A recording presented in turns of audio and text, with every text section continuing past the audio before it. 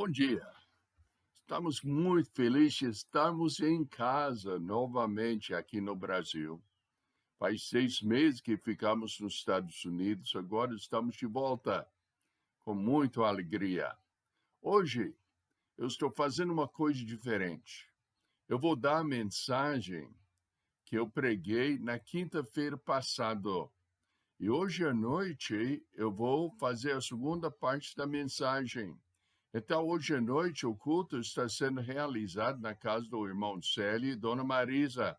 É Rua Antônio Horácio Pereira, 1485, na Vila Ipanema.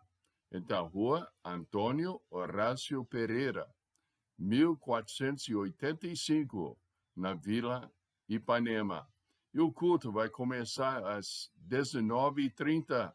Então, estamos esperando cada pessoa estarem junto conosco. Lembre de trazer a máscara para ficar protegido. Também temos aquele negócio que passa as mãos. Queremos ficar seguros. Eu sempre falo que tem que ser cuidadoso, mas não apavorado. Então, eu espero a sua presença no culto. Mas, além disso, eu quero dizer-lhes um Feliz Natal. Nós pensamos muito sobre Natal neste ano de Covid e tudo. É difícil, não é? Mas, mesmo assim, temos a promessa de Deus. Porque nós estamos celebrando o Natal, quer dizer que o Senhor Jesus Cristo veio ao mundo para morrer em nosso lugar lá na cruz. E ele voltará novamente. E como a época é propício para isso hoje em dia. Mas pensa bem, o tempo mais escuro, mais depravado que o mundo nunca viu, tinha paz, porque havia um ditador absoluto, um ditador com o poder de um Deus chamado César Augusto. É interessante pensar no César Augusto, quando saber que ele queria ser o Deus poderoso. Mas o Deus poderoso o usou para cumprir a profecia que foi escrita 650 anos antes, no livro de Miqueias, capítulo 5, verso 2.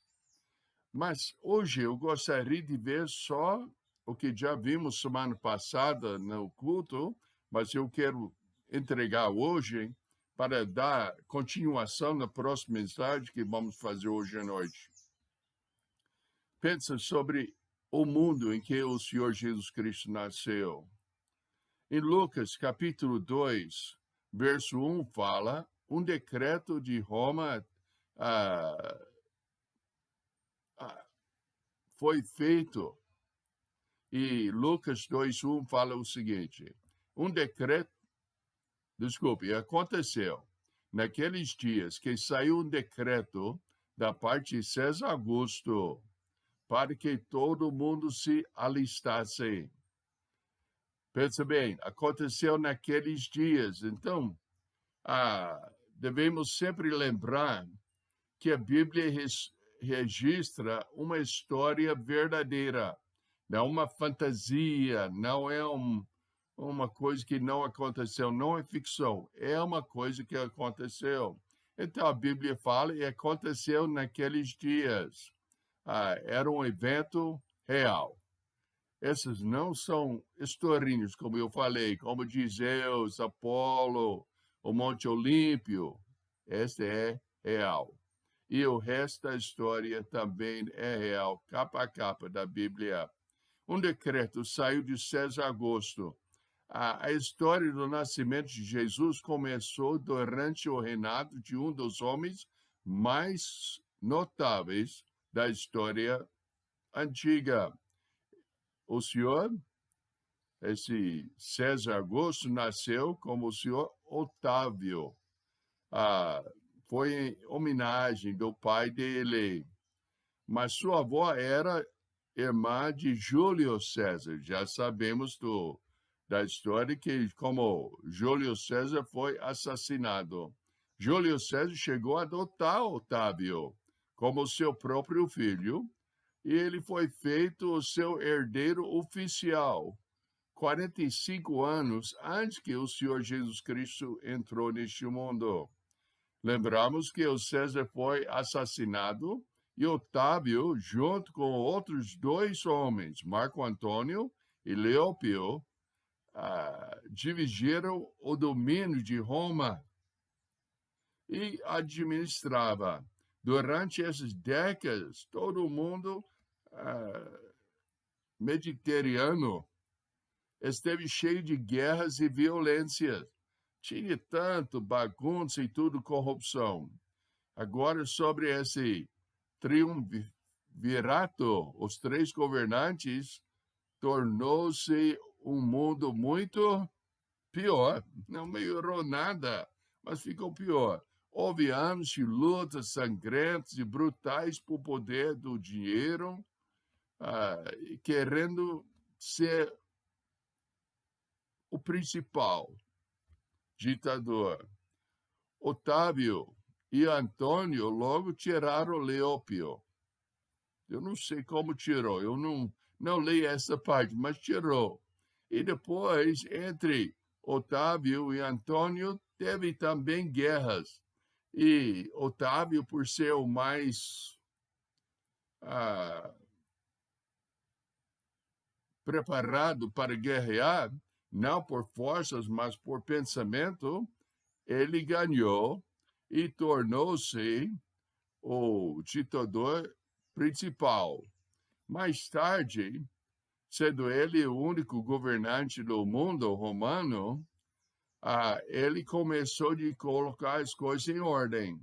Até ele, que falou com o Senado, que até então era uma república, o Senado representava o povo romano, ele pediu uma maneira de chamá-lo de Augusto César, ou seja, o ditador, seja o líder com autoridade absoluta. Até, de uma certa forma, tinha autoridade até ser um deus na mente dos romanos. O Senhor Jesus Cristo nasceu durante esse reinado de Augusto César. A Pax Romano, ou seja, a paz romano, fez o caminho para o Senhor Jesus Cristo entrou no mundo e que a sua mensagem podia ser entregue ao mundo inteiro. Na época romana, Roma era muito organizado. Mas por que César Augusto fosse um homem que podia organizar tudo? A resposta fácil é que porque Deus organizou o César Augusto. Ele que colocou César Augusto no poder e realmente organizou, ou seja, manipulou ou direcionou César Augusto para até fazer esse recenseamento. Então, é uma coisa que podemos ver de longe, e realmente é de longe, 2000 anos mais tarde, como Deus organizou tudo, porque Deus é o soberano Deus, e não tem outro Deus ao lado dele. Até então, o título foi dado apenas objetos, lugares sagrados. Então, esse título de Augusto. E agora foi dado para o próprio Otávio. De um dos seus primeiros títulos, ele foi declarado imperador. E temos que entender que imperador é em cima dos reis do império. Então, nós temos na história do Senhor Jesus Cristo, tem o Herodes, que era o rei, mas embaixo do César Augusto. Muitas vezes nós pensamos que Pilatos era um rei, Pilatos não era rei, ele era simplesmente procurador, promotor. E ele foi para resolver questões e administra os negócios de outras pessoas. Então, Pilatos foi simplesmente um tipo de juiz, o promotor que representa o Estado diante de um criminoso, alguém que tinha algo com problema do Estado. Então, é importante entender sobre o mundo em que o Senhor nasceu. Ele era um mundo faminto, queria alguém para colocar em ordem esta bagunça que se encontrava no Império Romano. E até nós notamos na leitura bíblica que o povo, especialmente judaico, queria um rei para tirar eles da opressão de Roma. Então, ele chegou não para ser rei, mas para ser o sacrifício por nossos pecados. No século antes do Senhor Jesus Cristo nascer, as evidências de desintegração eram bem evidentes nas guerras, na passagem da velha ordem e na corrupção moral, que o medo de um colapso completo era iminente. Então, o povo estava com medo por causa da bagunça. É um desastre mesmo. Augusto e seus sucessores não tinham resolvido os problemas básicos do mundo mediterrâneo. E qual foi o problema principal? Era pecado. Pecado. Nós sabemos que Deus criou o mundo perfeito. Não tinha defeito.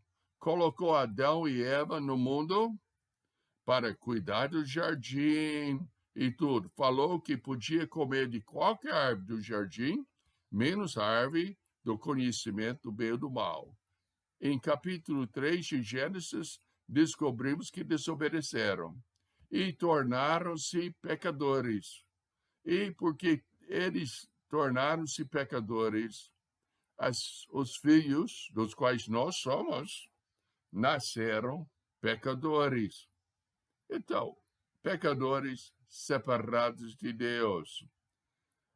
Então, o governo, voltando para Lucas, fala em capítulo 2, verso 2, o governo da região administrava Roma, perto da Galileia. Então, administrava o Império Roma, que era parte perto da Galileia. E o versículo fala, e aconteceu naqueles dias que saiu um decreto da parte de César Augusto para que todo mundo se alistasse. E verso 2 fala, e esse primeiro alistamento foi feito quando Quirino, presidente da Síria. Temos que entender que anticristo não tem data. Não tem como nós temos o dia... Qual é o dia de hoje? Dia 17 de dezembro de 2020. Não tinha isso. Então, eles referenciaram com outro evento da mesma época. Nesse caso, foi quando Quirino era presidente da Síria. Enquanto Quirino governava a Síria e outros da mesma época, esse evento aconteceu. E o censo? O registro, o censo descrito, não foram somente para saber quantas pessoas tinham no império, mas foi uma maneira de alistar os nomes para cobrar impostos.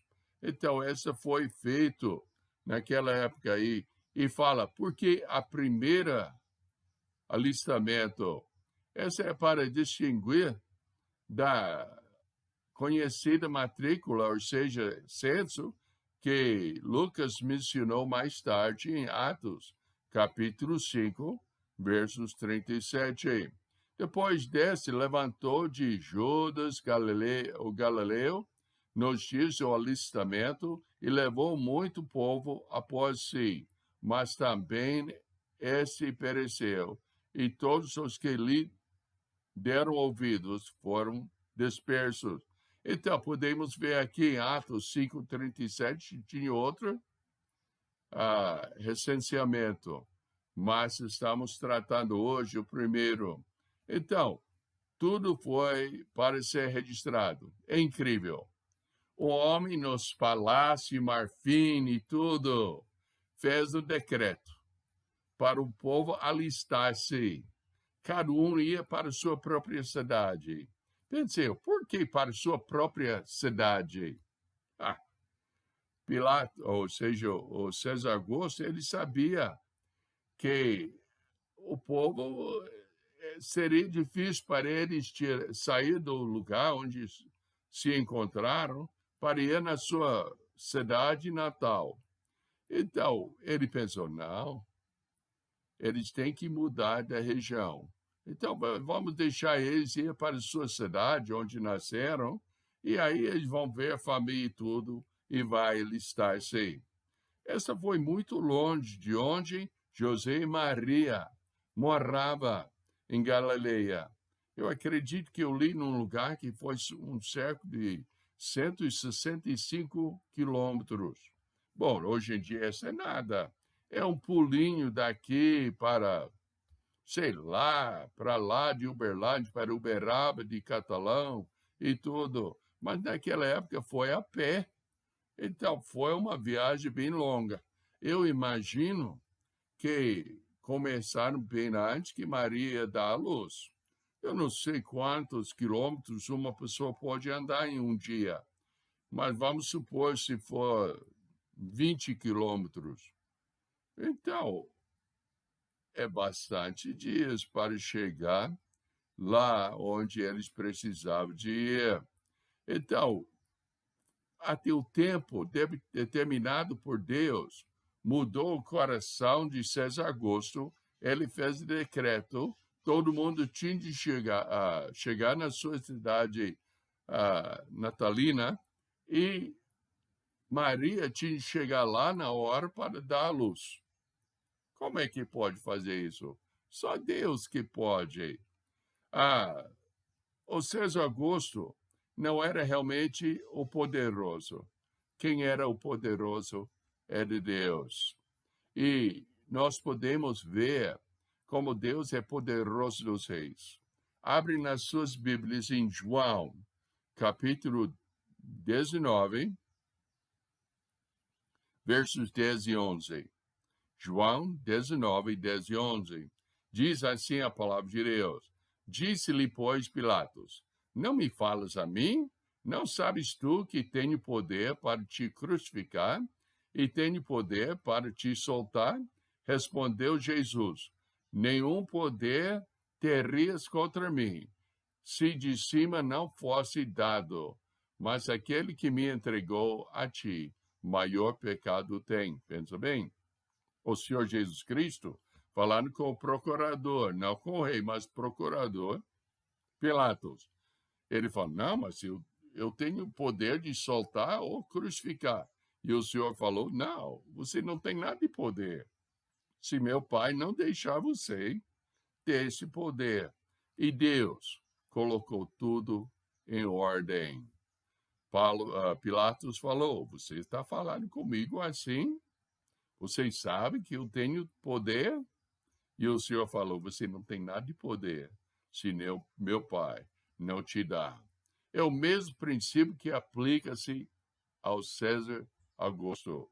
Enquanto ele se sentava em seu palácio, pensando que era a suprema autoridade, o Augusto César era apenas uma ferramenta na mão do Deus poderoso. E Deus ainda reina hoje em dia. Pensamos hoje em dia com esse vírus que está passando, com pessoas sendo doentes, com os decretos dos governos, do presidente, do governo, da prefeitura, do prefeito e tudo, que nossa vida é muito bagunçada. Financeiramente temos problemas e tudo. Tem que lembrar que Deus está no poder. E como naquela época tinha 2 reis, na verdade, o César Augusto e o Senhor Jesus Cristo. E a escolha era ou seguir o César ou seguir Deus na pessoa do Senhor Jesus Cristo. Hoje em dia, nesta bagunça, o povo está procurando um Salvador. E vai ou escolher o Salvador do mundo, que creio eu que é o Anticristo, ou o Senhor Jesus Cristo. Mas pensa, Deus organizou tudo, até onde o Senhor Jesus Cristo ia nascer. Em Miqueias 5:2 fala: "E tu, Belém Efrata, posto que é pequena entre os milhares de Judá, de ti me sairá o que governará em Israel, cujas saídas são desde os tempos antigos, desde os dias da eternidade." O Senhor Jesus Cristo é Deus, e Deus organizou tudo para ele entrar neste mundo. Então, como você consegue um jovem casal de Nazaré até Belém, quando eles podem não estar inclinados a viajar? É simples. Basta trabalhar através do Salvador do mundo político e usá-lo como um peão em seu plano. Provérbios 21:1 fala: "Como ribeiros de água, assim é o coração do rei na mão do Senhor, que o inclina a todo o seu querer." Deus está no controle. Ele está no controle hoje em dia também. Também vemos em Augusto por todas as suas realizações. Ele não poderia realmente ser a resposta dos problemas do mundo. Deus permitiu que César Augusto se levantasse para o poder humano inédito, para fazer a sua vontade, para fazer a vontade de Deus. No final da história, o importante é o Senhor Jesus Cristo.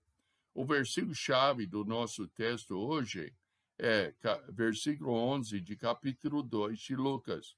Lucas 2:11, que fala: "Vos nasceu hoje o Salvador."